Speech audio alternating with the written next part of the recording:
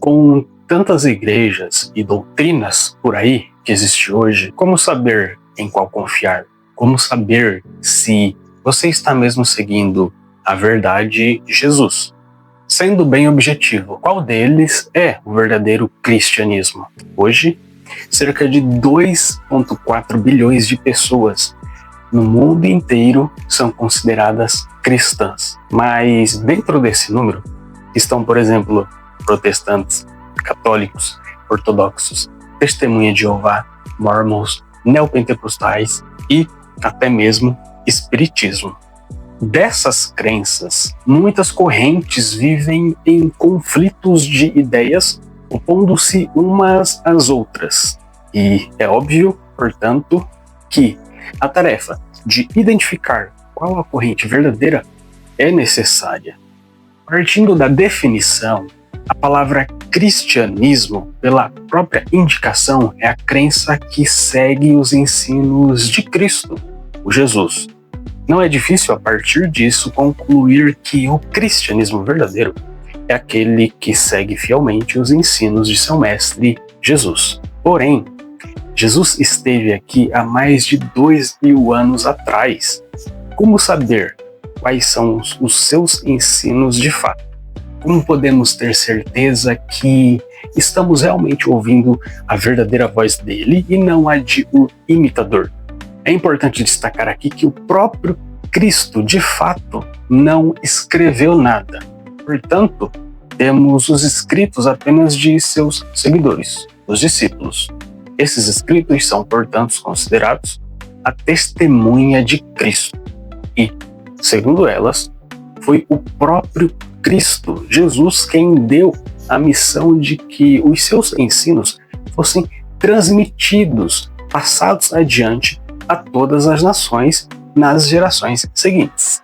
Ou seja, é importantíssimo que aquele mesmo ensino de Cristo se propague da forma como foi dada, sem alterações, sem deturpações, a todas as pessoas em todos os tempos.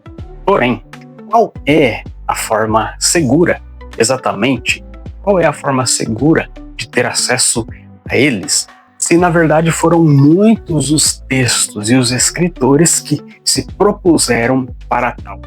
Sendo mais claro, a respeito de Jesus e os seus ensinos, nós não temos apenas os escritos que estão registrados na Bíblia. Outros textos e escritos também apresentaram relatos sobre a vida de Jesus, como por exemplo o Evangelho de Tomé, o Evangelho de Maria Madalena, o Evangelho de Judas. E a grande questão é: qual é a diferença entre esses escritos e os que foram inclusos na Bíblia? E por que este segundo grupo de escritos estão fora da Bíblia? Como você já sabe, os discípulos de Jesus foram as suas testemunhas. Eles viajaram para longe, realmente para todo o mundo em que eles tiveram acesso, pregando esses ensinos e fundando igrejas. Naturalmente, a demanda e as dúvidas dessas igrejas aumentaram e os apóstolos, lógico, não conseguiam estar em todas as igrejas para solucionar todas as dúvidas, todos os dilemas e ensinar. Por isso, uma das formas de transpor essa dificuldade foi, naturalmente, o meio dos escritos. E o registro escrito é uma forma poderosa, porque ela preserva com uma maior segurança a sua mensagem. Logo cedo, portanto, os apóstolos e os discípulos de Cristo começaram a escrever, enviando cartas e relatos para todas as igrejas. Já no primeiro século, o cristianismo estava espalhado por todo o mundo greco-romano. Agora, te convido a imaginar uma coisa comigo. Olha só, a situação das primeiras comunidades cristãs. Elas estavam espalhadas por um enorme, vasto território, desde a bacia do Mediterrâneo até o norte da África, e com o tempo surgiram não apenas as cartas e evangelhos dos apóstolos, mas também outros textos, muitos deles anônimos, que alegavam ter a verdade sobre Jesus. A questão, então, se tornou crítica, como, por exemplo, uma igreja lá em Roma, na Síria, poderia ter certeza de que tal documento que chegou em suas mãos era de fato um ensino autêntico de Cristo e não um texto forjado. Na verdade, também nós lidamos com essa dúvida no dia de hoje, mas para nós a situação ficou mais fácil, pois eles, os nossos antepassados, já nos ajudaram nessa dificuldade. Para responder a isso, quero trazer aqui uma ilustração. Imagine que agora você é um estudante e você faltou um dia em uma aula da faculdade. E agora você precisa ter acesso ao conteúdo da matéria que foi dada pelo seu professor Augusto.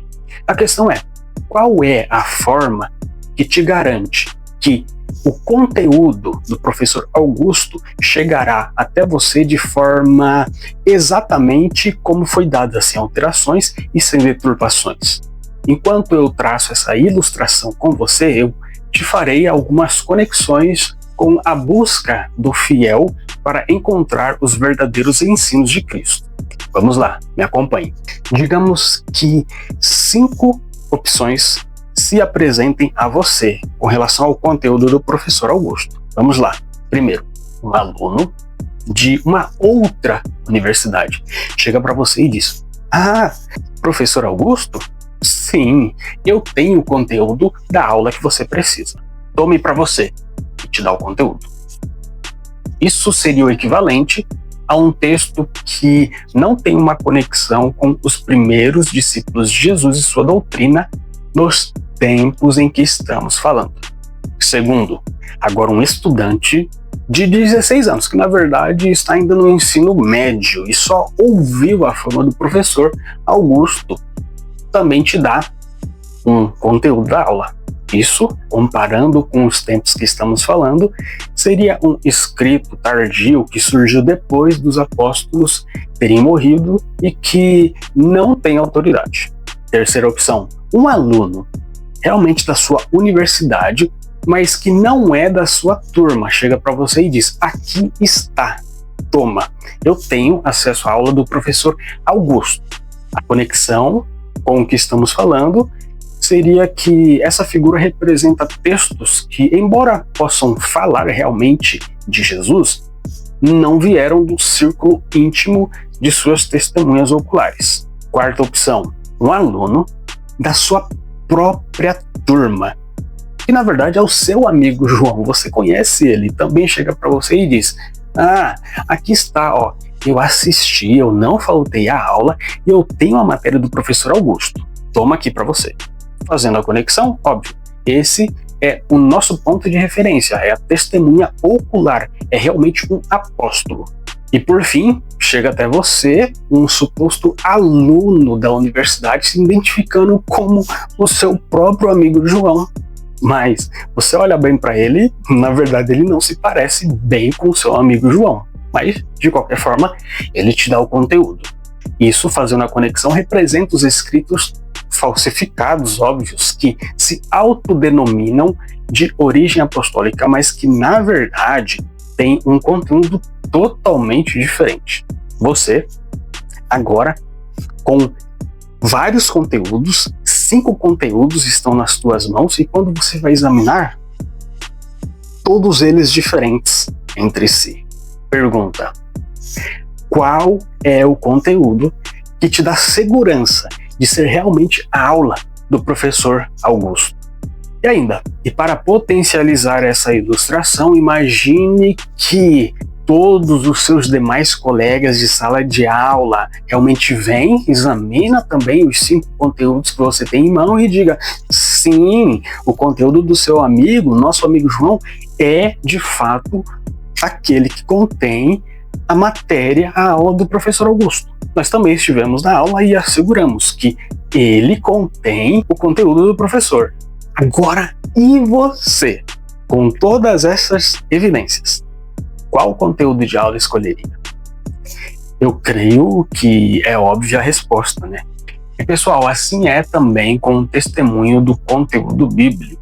O conteúdo de ensino de Jesus foi dado pelas próprias testemunhas, os discípulos. E nós não temos apenas uma testemunha, temos várias que se confirmam mutuamente.